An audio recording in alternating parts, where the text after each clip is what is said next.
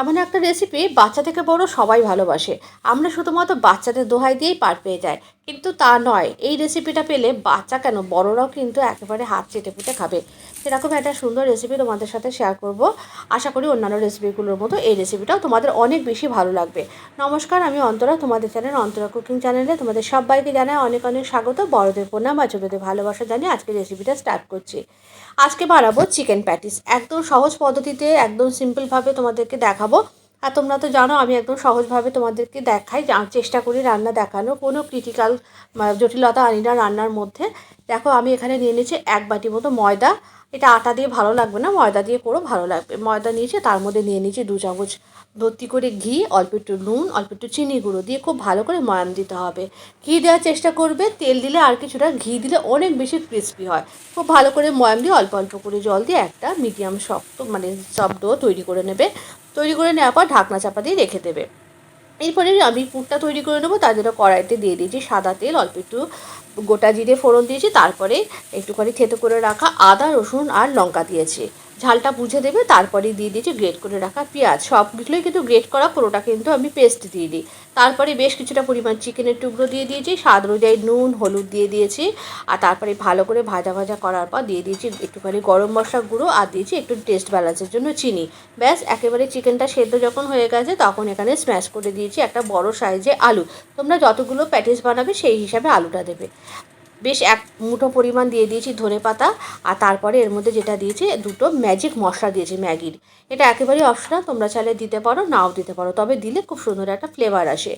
এরপরে দেখো ময়দাটা একেবারে সেট হয়ে গেছে। ময়দাটাকে এরকম লম্বা করে রোল করে নিয়েছি। নেওয়ার পর এরকম মানে একটা মেজারমেন্ট করতে সুবিধা হয়, সেই জন্য এরকম করে টুকরো করে করে নিয়ে নিয়েছি, তাতে লেচিগুলো সব সমান হয়।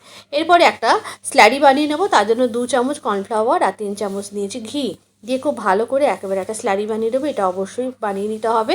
এটা তেল দিয়ে বানালে ওই যে বললাম ক্রিস্পিনেসটা কম হবে। আর এরপরে যেটা হয়েছে, ক্লিপিংটা কিছুটা মিস্টেক হয়ে গেছে, পরে আমি বলে দিচ্ছি। এরপরে দেখো প্রত্যেকটা লেচি থেকে আমি একটা করে রুটি বেলে নিয়েছি। আর তার উপরে একবার করে ময়দা স্ল্যারি দিয়ে দিয়েছি। দেওয়ার পর আবারও উপরে রুটি দিয়ে দিয়েছি, দিয়ে আবারও স্ল্যারি দিয়েছি। এইভাবে দেওয়ার পর পরপর সমস্ত রুটিগুলো পরপর সাজিয়ে নেওয়ার পর একদম উপরের পিঠে কিন্তু কোনো রকম আর স্ল্যারি দিইনি, একেবারে লম্বা বড় করে বেলে নিয়েছি। তোমরা আরও বড় জায়গায় বেলে নেবে, খুব বেশি বড় জায়গায় বেলার দরকার নেই, কেননা এটা তো অন্য খাবার বানানো হচ্ছে না, এটা বানানো হচ্ছে যেহেতু প্যাটিস, তো খুব বেশি পাতলা করার দরকার নেই। এরকম করার পর বেলে নেওয়ার পর দেখো আমি চৌকো করে করে সব কেটে নিয়েছি। ওই চৌকো করে কেটে নেওয়ার ক্লিপিংটা মিস্টেক হয়ে গেছে। তো যাই হোক, সমস্তগুলো চৌকো করে কেটে নেওয়ার পর এবার দেখো প্রত্যেকটা বেলে নিয়েছি। বেলে নিয়ে এর ভেতরে পুরটা ঠেসে ঠেসে দিয়ে দেবো। আবার এতটাও পুর দেবে না যেন ফেটে বেরিয়ে না যায় ভাজার সময়। এর ভিতরে পুর দিয়েছি। আর তারপরে দেখো বেশ কিছুটা পরিমাণ চিজ দিয়ে দিয়েছি একেবারে ভর্তি করে। এই চিজটা দেওয়াতে এত ভালো খেতে লাগবে, তোমরা চিজটা দেবে, খুব বাচ্চারা ভীষণ খুশি হবে। এইভাবে দিয়ে দেখো চারপাশ থেকে একটুখানি জল দিয়ে দিয়েছি, হাত দিয়ে দেওয়ার পর তারপরে এরকম করে মুখটা সিল করে দিয়েছি। এটা উল্টো দিক দেখানো হয়ে গেছে, আমি সামনের দিক করে আর একটা দেখিয়ে দিচ্ছি তোমাদের। তারপরে দেখো একটা কাঁটা চামচ দিয়ে এরকম একটু ডিজাইনও করে দিয়েছি, আর চারপাশটা সিলও হয়ে গেছে, একদম সিকিওর। এই ভেতর থেকে আর কোনো রকমভাবে পুর বেরিয়ে আসার ভয় থাকবে না। দেখো আবার একটা দেখিয়ে দিয়েছি, ভেতরে এরকম করে পুরটা দিয়ে দিয়েছি, তার উপরে দিয়ে দিয়েছি বেশ কিছুটা পরিমাণ চিজ।